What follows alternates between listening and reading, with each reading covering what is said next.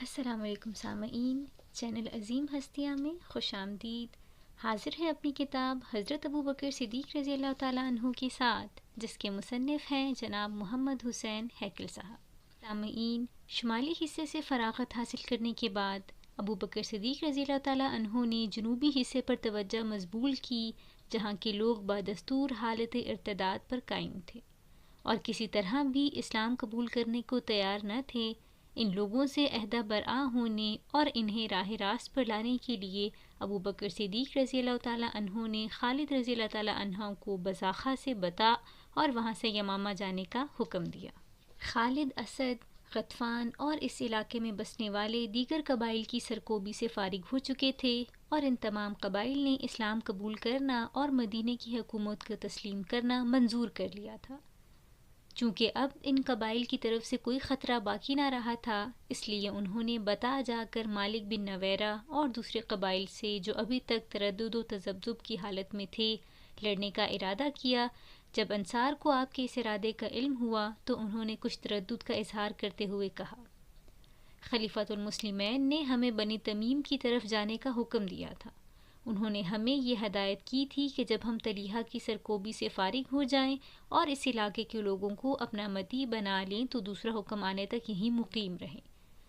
لیکن خالد نے ان کی بات تسلیم کرنے سے انکار کر دیا اور کہا، تم سے ابو بکر نے خواہ کچھ ہی عہد لیا ہو لیکن مجھے پیش قدمی جاری رکھنے کا حکم دیا ہے۔ میں تمہارا امیر ہوں اور تمام خبریں مجھ تک پہنچتی ہیں۔ اگر دربار خلافت سے میرے پاس کوئی حکم نہ بھی پہنچے لیکن میں دیکھوں کہ دشمن پر قابو پانے کے بعض مواقع مجھے فراہم ہے تو میں ان سے ضرور فائدہ اٹھاؤں گا۔ اسی طرح اگر میں دیکھوں کہ مصائب کا سامنا کرنا پڑ رہا ہے تو گو ان سے نبٹنے کے لیے خلیفۃ المسلمین کی جانب سے کوئی ہدایت میرے پاس نہ بھی ہو، پھر بھی جو میں قدم مناسب سمجھوں گا اٹھاؤں گا۔ مالک بن نویرہ کی شرارتیں روز بروز زیادہ ہوتی جا رہی ہیں، اس لیے میں اس کے مقابلے کو ضرور جاؤں گا۔ میں تمہیں ساتھ لے جانے پر اصرار نہیں کرتا، اگر تم جانا نہیں چاہتے تو نہ جاؤ، میں مہاجرین اور تابعین کو ساتھ لے جاؤں گا۔ چنانچہ انہوں نے انصار کو بساخہ میں ہی چھوڑ دیا اور خود بطا کی جانب روانہ ہو گئے۔ بعد میں انصار نے باہم مشورہ کیا اور طے پایا کہ ان کے لیے پیچھے رہنا مناسب نہیں، انہیں بھی اپنے ساتھیوں سے مل جانا چاہیے، کیونکہ اگر خالد نے مالک بن نویرہ پر قابو پا لیا تو وہ اس فتح کے فوائد سے محروم رہ جائیں گے، اور اگر خدا نخواستہ خالد کے لشکر پر کوئی ایسی مصیبت پڑی تو لوگ یہ کہہ کر ان سے کنارہ کشی اختیار کر لیں گے کہ انہوں نے ایسے نازک موقع پر اپنے بھائیوں کا ساتھ چھوڑ دیا۔ چنانچہ انہوں نے ایک قاصد کے ذریعے خالد کو کہلا بھیجا کہ وہ بھی آ رہے ہیں، اس لیے اپنا کوچ ملتوی کر دیں۔ چنانچہ خالد انصار کے انتظار میں تھوڑی دیر ٹھہر گئے۔ جب خالد لشکر کے ہمراہ بتا پہنچے تو انہوں نے میدان خالی پایا، کیونکہ مالک بن نویرہ نے اپنی قوم کو گرد و نواح میں منتشر کر دیا اور کہا تھا، اے بنو یربوع، ہم نے اپنے امراء کا کہنا نہ مانا جنہوں نے ہمیں ابوبکر کی اطاعت کا مشورہ دیا تھا، لیکن میں دیکھتا ہوں ہماری حالت ایسی نہیں کہ ہم مسلمانوں کا مقابلہ کر سکیں، اس لیے میں تمہیں صلاح دیتا ہوں کہ تم دوبارہ اسلام قبول کر لو اور منتشر ہو جاؤ، تاکہ کسی کو یہ شبہ بھی پیدا نہ ہو سکے کہ تم مسلمانوں سے لڑنا چاہتے ہو۔ اپنی قوم کو منتشر کرنے کے بعد وہ خود بھی روح پوش ہو گیا۔ بتا پہنچ کر جب خالد نے میدان خالی پایا تو انہوں نے اپنے لشکر کو مختلف دستوں میں منقسم کر کے ارد گرد کے علاقوں میں روانہ کر دیا اور حکم دیا کہ اگر مالک کے قبیلے کا کوئی شخص کہیں مل جائے تو پہلے اس کا سامنے اسلام پیش کیا جائے، اگر وہ اسلام قبول کرنے سے انکار کرے تو اس کے سامنے حاضر کیا جائے، اور جو شخص آنے سے انکار کرے اسے فی الفور قتل کر دیا جائے۔ اس سلسلے میں ابو بکر کی ہدایت اپنے امراء کو یہ تھی کہ جب مسلمانوں کو کسی جگہ پڑاؤ ڈالیں تو اذان دیں، اگر جواب نہ آئے تو ان کا مقابلہ کریں، بعد میں اگر وہ اسلام کا اقرار کریں تو انہیں چھوڑ دیں اور ان سے زکوٰۃ کے متعلق دریافت کریں، اگر وہ زکوٰۃ دینے کا اقرار کریں تو انہیں چھوڑ دیا جائے۔ خالد بن ولید نے جو دستے نواحی علاقوں میں بھیجے تھے ان میں سے ایک دستہ مالک بن نویرہ کو بنی یربوع کے چند آدمیوں کو گرفتار کر کے لے آیا۔ چاہیے تو یہ تھا کہ ابو بکر کی ہدایت، لیکن ہوا یہ کہ انہوں نے مالک کو قتل کرنے کا حکم دیا اور وہ قتل کر دیا گیا۔ مالک کے قتل نے مدینہ میں سخت ہیجان برپا کر دیا اور جوش و خروش اس موقع پر برپا ہوا وہ عرصے تک ٹھنڈا نہ ہو سکا۔ عمر کی خلافت کے دوران میں عمر اور خالد کے درمیان جو معاملات پیش آئے ان میں سے مالک بن نویرہ کے قتل کو بھی بہت دخل تھا۔ مالک بن نویرہ کے قتل کے متعلق روایات میں بہت کچھ اختلاف پایا جاتا ہے۔ واقعہ اس طرح ہوا کہ خود ان لوگوں میں جو مالک اور اس کے ساتھیوں کو گرفتار کر کے لائے تھے باہم اختلاف تھا کہ آیا مالک اور اس کے ساتھیوں نے اسلام کا اقرار کر لیا تھا اور اذان کی آواز کا جواب دیا تھا یا نہیں۔ طبری میں ابو قتادہ انصاری جو خود بھی مالک کو گرفتار کرنے والوں میں شامل تھے کی زبانی یہ روایت آتی ہے، ہم نے رات کے وقت ان لوگوں پر چھاپا مارا تو انہوں نے ہتھیار اٹھا لیے۔ ہم نے کہا ہم مسلمان ہیں۔ انہوں نے جواب دیا ہم بھی مسلمان ہیں۔ ہم نے پوچھا اگر تم مسلمان ہو تو ہتھیار کیوں اٹھائے ہوئے ہیں؟ انہوں نے کہا یہ ہتھیار تمہارے مقابلے کے لیے نہیں ہے۔ ہم نے کہا اگر تم واقعی مسلمان ہو تو ہتھیار رکھ دو۔ چنانچہ انہوں نے ہتھیار رکھ دیے۔ اس کے بعد ہم نے نماز پڑھی اور انہوں نے بھی ہمارے ساتھ نماز ادا کی۔ یہاں تک تو سب متفق تھے، اختلاف آگے چل کر شروع ہوا۔ ابو قتادہ کہتے تھے کہ ان لوگوں نے عطائے زکوٰۃ کا بھی اقرار کر لیا تھا، لیکن دوسرے لوگ کہتے تھے نہیں، انہوں نے زکوٰۃ دینے کا اقرار نہیں کیا تھا اور نہ زکوٰۃ دینے پر اصرار کیا۔ گواہوں کے درمیان اختلاف کی موجودگی میں خالد کے لیے کوئی قطعی فیصلہ کرنا مشکل تھا۔ چنانچہ ایک روایت کے مطابق انہوں نے فی الحال مالک اور اس کے ساتھیوں کو قید کرنے کا حکم دیا۔ رات سخت ٹھنڈی تھی اور جوں جوں وقت گزرتا جاتا تھا خنقی بڑھتی جاتی تھی۔ خالد نے قیدیوں پر ترس کھاتے ہوئے یہ اعلان کرا دیا اپنے قیدیوں کو گرمی پہنچاؤ، لیکن کنانہ کی زبان میں مدافعہ کا لفظ قتل کے معنی میں استعمال ہوتا تھا۔ جب انہوں نے منادی کرنے والوں کی آواز سنی تو خیال کیا کہ خالد نے ان قیدیوں کو قتل کرنے کا حکم دیا ہے، چنانچہ انہوں نے تلواروں سے ان کا کام تمام کر دیا۔ جب خالد نے چیخ و پکار سنی تو وہ اپنے خیمے سے باہر آئے، لیکن اس وقت تک تمام قیدیوں کا کام تمام ہو چکا تھا۔ انہوں نے واقعہ سن کر فرمایا جب اللہ کسی کام کا ارادہ کر لیتا ہے تو وہ ہو کر رہتا ہے۔ لیکن اس کے بالمقابل ایک دوسری روایت میں یہ آتا ہے کہ خالد نے اپنے مالک کو اپنے پاس بلا کر باتیں کرنی شروع کی تاکہ معلوم کریں کہ دونوں گواہوں میں سے کن کی گواہی درست ہے، اس کے اسلام لانے کی یا ارتداد اور ادائے زکوٰۃ سے انکار کرنے کی۔ جب ادائے زکوٰۃ کے متعلق بات چیت ہو رہی تھی تو مالک نے کہا میرا خیال تو نہیں کہ تمہارے صاحب نے تمہیں ایسا حکم دیا ہوگا۔ خالد کو یقین ہو گیا کہ وہ ادائے زکوٰۃ سے انکاری ہیں۔ انہوں نے جھنجھلا کر کہا کیا تو انہیں اپنے صاحب خیال نہیں پاتا؟ یہ کہہ کر انہوں نے اس کی اور اس کے ساتھیوں کی گردنیں مارنے کا حکم دے دیا۔ ابو الفرج اپنی الغانی میں اس گفتگو کا ذکر کرتے ہوئے لکھتے ہیں ابن اسلام کی روایت ہے خالد کو غلطی پر سمجھنے والے کہتے ہیں کہ گفتگو کے دوران میں مالک نے خالد سے کہا کیا تمہارے صاحب محمد صلی اللہ علیہ وآلہ وسلم نے تمہیں اسی بات کا حکم دیا ہے؟ اصل میں اس کی مراد یہ نہ تھی کہ وہ ادائے زکوٰۃ کا منکر ہے، بلکہ یہ تھی کہ کیا محمد نے تمہیں حکم دیا ہے کہ جو ادائے زکوٰۃ کے منکر ہوں ان پر چڑھائی کر دو؟ لیکن جو لوگ اس معاملے میں خالد کو بے قصور سمجھتے ہیں وہ کہتے ہیں کہ اس نے واقعی اسلام سے انکار کیا تھا اور دلیل میں مالک کے یہ اشعار پیش کرتے ہیں میں نے اپنے ساتھیوں سے کہا کہ اپنے اموال کو بے دھڑک قبضے میں رکھو اور نہ دیکھو کہ کل کیا وقوع میں آتا ہے، پھر اگر خوفناک امر کی کوئی قائم کرے تو اس کی مخالفت کریں گے اور کہہ دیں گے کہ دین وہی ہے جو محمد صلی اللہ علیہ وآلہ وسلم لائے تھے، یعنی اس نے اپنی قوم کو ہدایت کی تھی کہ وہ کسی صورت میں بھی ادائے زکوٰۃ نہ کرے، اور ادائے زکوٰۃ پر اصرار کیا جائے تو یہ کہہ دیا جائے کہ ہم تو محمد صلی اللہ علیہ وآلہ وسلم پر ایمان لائے تھے، ابو بکر کے دین پر نہیں۔ ابن خلکان یہ روایت بیان کرتے ہیں کہ جب خالد نے مالک کو گفتگو کے لیے بلایا تو انہوں نے کہا میں نماز پڑھنے کا اقرار کرتا ہوں لیکن زکوٰۃ دینے سے انکاری ہوں۔ خالد نے فرمایا کیا تجھے معلوم نہیں کہ نماز اور زکوٰۃ ایک ساتھ قبول ہوتی ہے؟ نماز کے بغیر زکوٰۃ اور زکوٰۃ کے بغیر نماز قبول نہیں ہوتی۔ مالک نے کہا کیا آپ کے صاحب بھی یہی کہتے تھے؟ خالد نے جواب دیا کیا تو انہیں اپنا صاحب خیال نہیں کرتا؟ اللہ کی قسم میں نے تیری گردن اڑانے کا مصمم ارادہ کر لیا ہے۔ اس کے بعد بحث طول پکڑ گئی اور گفتگو میں تیزی آتی گئی۔ آخر خالد نے کہا میں تو تجھے قتل کر کے ہی رہوں گا۔ اس نے کہا کیا تمہارے صاحب نے تمہیں یہی حکم دیا ہے؟ خالد نے کہا اب تو میں ضرور قتل کروں گا۔ یہ کہہ کر آپ نے اپنے آدمیوں کو اس کی گردن مارنے کا حکم دے دیا۔ بعض لوگ اس روایت کو پہلی روایت پر ترجیح دیتے ہیں، لیکن ساتھ ہی یہ بھی کہتے ہیں کہ یہ روایت ادھوری معلوم ہوتی ہے کیونکہ یہ قصہ قرح بن حیرہ، مجارۃ السلمہ، ابو شجرہ اور دوسرے لوگوں کے ساتھ بھی پیش آ چکا تھا، لیکن خالد بن ولید نے مالک بن نویرہ کی طرح انہیں قتل نہ کیا بلکہ ابو بکر کی خدمت میں روانہ کر دیا کہ وہ ان سے جو سلوک مناسب سمجھیں کریں۔ مالک بن نویرہ کا جرم ان لوگوں سے کسی طرح بھی بڑھ کر نہ تھا، پھر انہوں نے اسے کیوں قتل قرار دیا اور خلیفۃ المسلمین کے پاس نہ بھیجا؟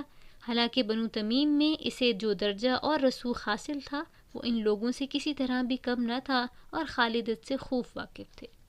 ان لوگوں کی رائے میں اس روایت کی تکمیل اس طرح ہوتی ہے کہ خالد نے مالک کی بیوی سے عین اس وقت شادی کر لی تھی جب مالک کا خون بھی زمین میں جذب نہ ہوا تھا۔ لوگوں کے خیال میں یہ شادی ہی مالک کے قتل کا اصل سبب تھی۔ شیعہ مورخ یعقوبی اپنی تاریخ میں لکھتا ہے، مالک بن نویرہ خالد سے بات چیت کرنے ان کے خیمے میں آیا تو اس کی بیوی بھی ساتھ ہی آئی۔ اس کی خوبصورتی نے خالد کو بہت متاثر کیا اور انہوں نے مالک سے کہا، میں تو تجھے ضرور قتل کروں گا۔ چنانچہ انہوں نے اسے قتل کر دیا اور اس کی بیوی سے شادی کر لی۔ ابو الفراج اصبہائی کتاب الخانی میں لکھتے ہیں، جب سجاح نے نبوت کا دعویٰ کیا تو مالک نے اس کی پیروی اختیار کر لی، لیکن پھر یہ ظاہر کیا کہ وہ اسلام لے آیا ہے۔ خالد نے جب اسے قتل کیا تو صحابہ کی ایک جماعت نے اس پر سخت اعتراض کیا کیونکہ انہوں نے مالک کے قتل کے بعد اس کی بیوہ سے شادی کر لی تھی۔ یہ بھی کہا جاتا ہے کہ خالد اسے جاہلیت کے زمانے ہی سے پسند کرتے تھے، اس لیے ان پر تہمت لگائی گئی۔ انہوں نے ایک مسلمان کو اس لیے قتل کر دیا کہ اس کے بعد اس کی بیوی سے شادی کر سکے۔ ہمارے خیال میں اس قسم کی روایات تاریخی واقعات کے بجائے افسانوی روایات کے زمرے میں شامل کیے جانے کے قابل ہیں۔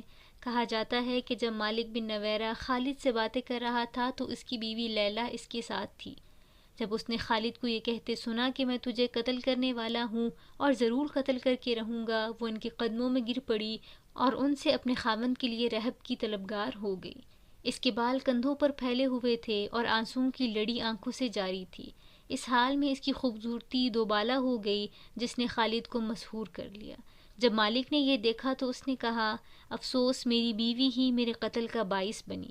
خالد نے کہا، تیری بیوی تیرے قتل کا باعث نہیں بنی بلکہ تیرے اعمال اس کا باعث بنے، یہ کہہ کر اس کی گردن اڑانے کا حکم دے دیا۔ ابو قتادہ انصاری خالد کے اس فعل سے اتنے ناراض ہوئے کہ وہ یہ قسم کھا کر کہ آئندہ کبھی خالد کے جھنڈے تلے نہ لڑیں گے، انہیں چھوڑ کر مدینہ چلے گئے۔ اس واقعے کے متعلق روایات میں یہ مذکور ہے کہ خالد کے دعوت الحکم کا حکم دینے کے بعد لوگوں نے مالک اور اس کے ساتھی قیدیوں کو قتل کر دیا تو خالد بہت ناراض ہوئے۔ پھر یہ بھی فرمایا، جب اللہ کسی بات کے کرنے کا ارادہ کر لیتا ہے تو وہ ہو کر رہتی ہے۔ تو ابو قتادہ نے یہ سمجھا کہ یہ خالد کا محض ایک بہانہ ہے، ورنہ اصل میں ان کا منشا بھی یہی تھا کہ ان قیدیوں کو قتل کر دیا جائے۔ چنانچہ وہ خالد کے پاس گئے اور کہا کہ یہ سب کچھ آپ کا کیا دھرا ہے۔ اس پر خالد نے انہیں ڈانٹا اور وہ ناراض ہو کر مدینے چلے گئے۔ اس کے بالمقابل دوسری روایات میں یہ مذکور ہے کہ ابو قتادہ خالد کے ام تمیم سے نکاح کرنے کے بعد مدینہ گئے اور ان کے ساتھ مالک کا بھائی متمم بن نویرہ بھی تھا۔ جب مدینہ پہنچے تو ابو قتادہ سیدھے ابو بکر کے پاس گئے اور انہیں مالک کے قتل اور لیلہ سے نکاح کا واقعہ سنایا اور یہ بھی کہا، انہوں نے قسم کھا لی ہے کہ آئندہ کبھی خالد کے ساتھ ہو کر نہ لڑیں گے، لیکن ابو بکر خالد کے کارناموں اور فتوحات سے بہت متاثر تھے۔ انہوں نے ابو قتادہ کی بات پر کوئی توجہ نہ کی اور کہا کہ انہیں ایسے شخص کے متعلق ایسی بات نہیں کہنی چاہیے جسے محمد صلی اللہ علیہ وآلہ وسلم نے سیف اللہ کا خطاب مرحمت فرمایا ہو۔ اس پر ابو قتادہ کا غصہ ٹھنڈا نہ ہوا، وہ عمر بن خطاب کے پاس گئے اور ان سے سارا قصہ بیان کیا۔ انہوں نے خالد کو ایسے شخص کی شکل میں پیش کیا جس کی نفسانی خواہشات اس کے فرائض پر غالب آ جاتی ہیں اور وہ تسکین نفس کی خاطر اللہ کے احکام نظر انداز کر دیتا ہے۔ عمر ان کی باتوں سے متاثر ہوئے، چنانچہ ابو قتادہ کو لے کر ابو بکر کے پاس پہنچے اور ان سے مطالبہ کیا کہ وہ اس جرم کی پاداش میں خالد کو معزول کر دیں۔ انہوں نے کہا، خالد کی تلوار اب ظلم کرنے پر اتر آئی ہے، اس لیے آپ انہیں معزول کرنے ہی پر اکتفا نہ کریں بلکہ قید بھی کر دیں۔ لیکن ابو بکر کو اپنے عمال سے ایسا برتاؤ سخت ناپسند تھا۔ جب عمر نے ان کی معزولی پر اصرار کیا تو انہوں نے فرمایا، عمر بس کرو، خالد نے تعویل کی، یہ بات اور ہے کہ تعویل کرنے میں ان سے غلطی ہوئی، لیکن عمر اس بات سے مطمئن نہ ہو سکے اور برابر اپنے مطالبے پر قائم رہے۔ جب ابو بکر بہت تنگ ہوئے تو انہوں نے فرمایا، عمر ایسا نہیں ہو سکتا، میں اس تلوار کو نیام میں نہیں ڈال سکتا جسے اللہ نے کافروں پر مسلط کیا ہو۔ پھر بھی عمر خالد کے اس فعل کو ناراضی ہی کی نظر سے دیکھتے رہے اور ان کا دل ان سے کبھی صاف نہ ہو سکا۔ خالد سے جواب طلبی کرنے کے متعلق ان کا اصرار برابر جاری رہا۔ آخر ابو بکر بھی مجبور ہو گئے اور انہوں نے خالد کو جواب دہی کے لیے مدینہ طلب فرمایا۔ خالد میدان جنگ سے مدینہ پہنچے اور سیدھا مسجد نبوی میں آئے۔ وہ ایک زنگار قبا پہنے ہوئے تھے اور اپنے عمامے میں تیر لگا رہے تھے۔ جب عمر نے انہیں مسجد میں داخل ہوتے دیکھا تو ان کے عمامے سے تیر جھپٹ کر ٹکڑے ٹکڑے کر دیے اور کہا، تم نے ایک مسلمان کو قتل کیا اور اس کی بیوہ سے نکاح کر لیا، واللہ میں تمہیں سنگسار کر دوں گا۔ خالد بالکل خاموش رہے اور ایک لفظ تک منہ سے نہ نکالا، کیونکہ انہیں خیال تھا کہ ان کے متعلق ابو بکر کی رائے وہی ہوگی جو عمر کی ہے۔ آخر وہ ابو بکر کی خدمت میں حاضر ہوئے اور مالک کا سارا واقعہ انہیں سنایا کہ کس طرح اس نے سجاح کی مدد کی، اور جب انہوں نے اس پر قابو پایا تو کس طرح اس نے ادائے زکوٰۃ کرنے میں تردد کیا۔ انہوں نے اس کے قتل کے متعلق معذرت پیش کی اور جو ابو بکر نے قبول فرما لی، اور جنگ میں ان سے جو غلطیاں ہوئی تھیں ان سے درگزر کی، لیکن مالک کی بیوی سے شادی کر لینے پر ناراضگی کا اظہار فرمایا، کیونکہ عرب کو تو عورتوں کو میدان جنگ میں لانے ہی کو ناپسند کرتے تھے، لڑائی کے وقت ان سے صحبت کرنے کو عار خیال کرتے تھے۔ مالک بن نویرہ کے معاملے میں ابو بکر اور عمر کے درمیان جو اختلاف رونما ہوا، اس کی تفصیل پیچھے گزر چکی ہے۔ در حقیقت دونوں اپنے اپنے خیال میں سچے تھے اور دونوں کے مد نظر اسلام اور مسلمانوں کی بھلائی ہی تھی۔ اس موقع پر سوال پیدا ہوتا ہے کہ آیا یہ اختلاف انفرادی نوعیت کا سمجھا جائے، جس کا محور صرف خالد کی ذات اور ان کا فعل تھا، یا ہمہ گیر سیاسی نوعیت کا؟ میرے نزدیک اس اختلاف کی نوعیت سیاسی تھی۔ ابو بکر اور عمر دونوں کے پیش نظر الگ الگ سیاسی راہ تھی جسے وہ ٹھیک سمجھتے تھے اور جس پر انہیں عمل کرنا چاہیے تھا۔ عمر رضی اللہ تعالیٰ عنہ جو عدل و انصاف کی مجسم تصویر تھے، یہ چاہتے تھے کہ خالد بن ولید رضی اللہ تعالیٰ عنہ نے چونکہ ایک مسلمان پر زیادتی کی ہے اور اس کی بیوی کے ایام میں عدت گزرنے سے پہلے اس سے نکاح کر لیا ہے، انہیں لشکر کی قیادت پر قائم رکھنا ٹھیک نہیں، کیونکہ اس طرح مسلمانوں کی نیک شہرت کو دھبا لگے گا اور عرب میں انہیں اس وقت جو قدر و منزلت حاصل ہے وہ باقی نہ رہے گی۔ ان کے خیال میں صرف خالد کی معزولی ہی کافی نہ تھی، بلکہ لیلا سے نکاح کرنے کے جرم میں انہیں قرار واقعی سزا بھی ملنی چاہیے تھی۔ عمر کہتے تھے اگر یہ مان بھی لیا جائے کہ خالد سے مالک کے معاملے میں اجتماعی غلطی صادر ہوئی تھی، تو بھی اس کی بیوی سے نکاح کا معاملہ ایسا ہے جس کے باعث خالد پر حد قائم کرنی ضروری ہو جاتی ہے۔ ان کی صفائی میں یہ عذر پیش نہیں کیا جا سکتا کہ محمد صلی اللہ علیہ وآلہ وسلم نے انہیں سیف اللہ کا خطاب مرحمت فرمایا تھا، اور وہ ایسے سپہ سالار ہیں کہ فتح و نصرت ہر دم ان کے قدم چومتی ہے۔ اگر خالد جیسی حیثیت رکھنے والے اشخاص سے اس قسم کی چشم پوشی برتی گئی تو یہ امر دین میں خلل اندازی کا دروازہ کھولنے کے مترادف ہوگا۔ مسلمان کتاب اللہ کے احکام کو پس پش ڈالنے میں دلیر ہو جائیں گے اور احکام الہی کا احترام ان کے دلوں میں باقی نہ رہے گا۔ انہی خیالات کے باعث عمر برابر ابو بکر پر زور دیتے رہے کہ خالد کو ضرور سزا دینی چاہیے، جس پر آخر ابو بکر نے انہیں میدان جنگ سے واپس بلایا اور ان کے فعل پر انہیں سرزنش کی۔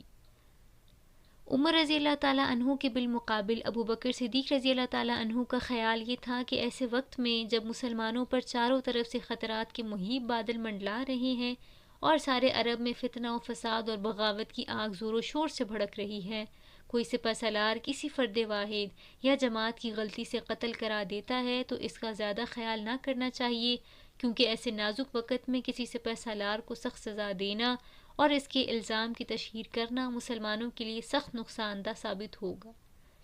ان کا خیال یہ بھی تھا کہ کسی مفتوحہ قوم کی کسی عورت سے شادی کر لینا، اور وہ بھی اس حالت میں کہ ابھی اس کی عدت کے دن پورے نہ ہوئے ہوں، عربوں کے رسوم و رواج کے خلاف نہیں، کیونکہ اس صورت میں مفتوحہ قوم کی عورتیں لونڈیاں شمار ہوں گی جن پر ان کے مالکوں کو ہر قسم کا اختیار ہوتا ہے۔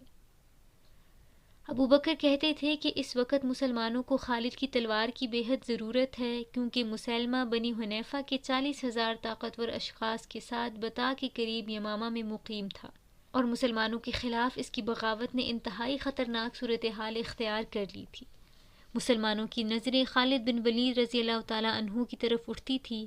مالک بن نویرہ کے قتل اور اس کی بیوی لیلہ سے نکاح کرنے کے باوجود خالد بن ولید رضی اللہ تعالیٰ عنہ کو معزول نہ کیا جا سکتا تھا، کیونکہ اس صورت میں مسلمہ کو اسلامی فوجوں پر بے پناہ غلبہ حاصل ہو جاتا اور وہ دین اسلام کو شدید مصائب کا سامنا کرنا پڑتا۔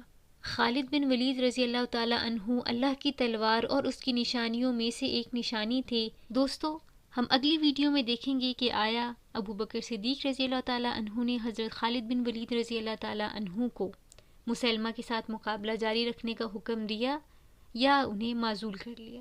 تو ملتے ہیں اپنی اگلی ویڈیو میں، جڑے رہیے چینل عظیم ہستیاں کے ساتھ، جس میں میں پڑھوں گی اور آپ سنیں گے۔